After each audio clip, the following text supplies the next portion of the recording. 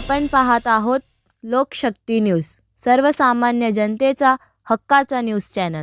मोफत तपासणी शिबिर, सामाजिक न्याय आणि अधिकारिता मंत्रालय, भारत सरकार अंतर्गत राष्ट्रीय वयोश्री योजनेसाठी आमदार चंद्रकांत रघुवंशी यांच्या विशेष प्रयत्नातून तसेच भारतीय कृत्रिम अंग निर्माण निगम अर्थात एलिम्को मार्फत ज्येष्ठ नागरिकांसाठी मोफत तपासणी शिबिराचं आयोजन करण्यात आलंय।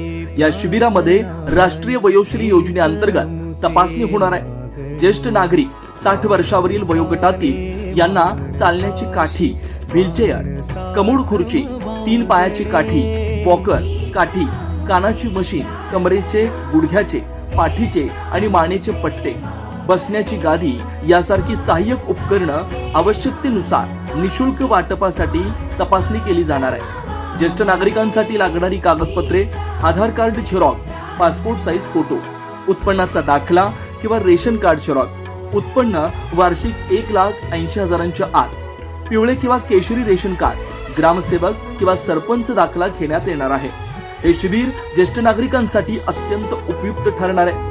मोठ्या संख्येने नागरिकांनी लाभ घ्यावा असं आवाहन करण्यात येत आहे। आयोजक आमदार चंद्रकांत रघुवंशी साहेब मित्रमंडळ। जाती प्रांत भाषा वेश सारे संपुदे, धर्म जाती प्रांत भाषा वेश सारे संपुदे।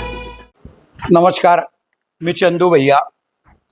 मागच्या वर्षी मी केंद्रीय समाज कल्याण मंत्री आदरणीय रामदास आठवले साहेबांना भेटलो होतो आणि त्यांना विनंती केली होती की वयोश्री योजना जी आहे ती नंदुरबार जिल्ह्यामध्ये सुद्धा राबवावी, तिचं शिबिर जिल्हा स्तरावर घेण्याची आम्हाला परवानगी द्यावी आणि जिल्ह्यामध्ये असलेल्या 60 वर्ष वयाच्या वरच्या लोकांना, जे अपंग असतील त्यांना सर्व शासनामार्फत मोफत विनामूल्य किट देण्याचे करावे अशी मी मागणी केली होती। सुदैवानं ती माझी मागणी मान्य झाली आणि रामदास आठवले साहेबांनी मला पत्र दिलं की या आर्थिक वर्षातच म्हणजे 25-26 मध्ये 31 मार्चच्या आत नंदुरबार जिल्ह्यामध्ये सुद्धा शिबिर घेणं अत्यंत गरजेचं आहे।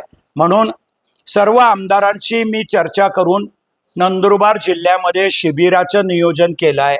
माझी विनंती आहे नंदुरबार जिल्ह्याच्या सगळ्या वयोश्रीमध्ये पात्र असलेल्या लाभार्थ्यांना की त्यांनी तुमच्या तालुक्यामध्ये जाऊन त्या कॅम्पमध्ये सहभागी व्हावं। त्यांना कमरेचा पट्टा, मानेचा पट्टा, पाठीचा पट्टा, गळ्याचा पट्टा, नंतर वॉकर हे सगळे किंवा संडासाची शीट हे सगळे भेटणार आहे आणि हे सगळं साहित्य घ्यायचं असेल तर तुम्हाला त्या कॅम्पमध्ये सहभागी व्हावं लागेल। आधार कार्डाने ते घेऊनच यायचे आहेत। काय काय पाहिजे ते पण आम्ही प्रसिद्ध करतो आहोत, पण विनामूल्य आहे, सरकारचं शिबिर आहे। तुमची तपासणी होणार या 17, 18, 19, 20, 21 आणि 22 या 5-6 दिवसामध्ये आणि त्याच्यानंतर पात्र असलेल्या लाभार्थ्यांना 1 महिन्याच्या आत ते किट त्या गावामध्येच देण्याची व्यवस्था आम्ही करणार आहोत। माझी तुम्हाला सगळ्यांना नंदुरबार जिल्ह्याच्या लाभार्थ्यांना विनंती आहे की आपण सर्वांनी या योजनेचा लाभ घ्यावा।